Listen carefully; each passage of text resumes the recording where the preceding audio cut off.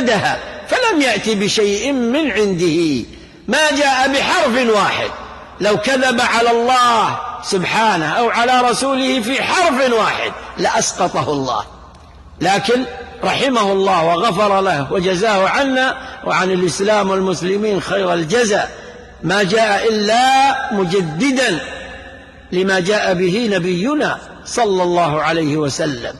وامتداد هذه المدرسة أبناؤها المشايخ والذين منهم بقيتهم في هذا الزمن وفي هذه الآونة، شيخنا الشيخ صالح الفوزان وفقه الله وحفظه. فهنيئا لنا ولكم وللمسلمين أهل السنة في كل مكان به وبأمثاله أن يتولوا هذه المناصب، وهو علم قبل هذا المنصب، وإن شاء الله هذا وأمثاله أو هذا المنصب وأمثاله يزداد جمالا به.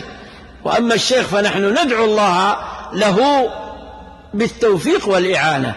فأحببت أن أقدم بهذه التهنئة لنفسي ولكم في هذا اللقاء في هذا اليوم، يوم الخميس ليلة الجمعة، الذي هو أول يوم في شهر جمادى الأولى عام 47 و400 وألف، قبل أن نبدأ بالدرس. والآن ندخل في درسنا ونسأل الله الإعانة لنا جميعا.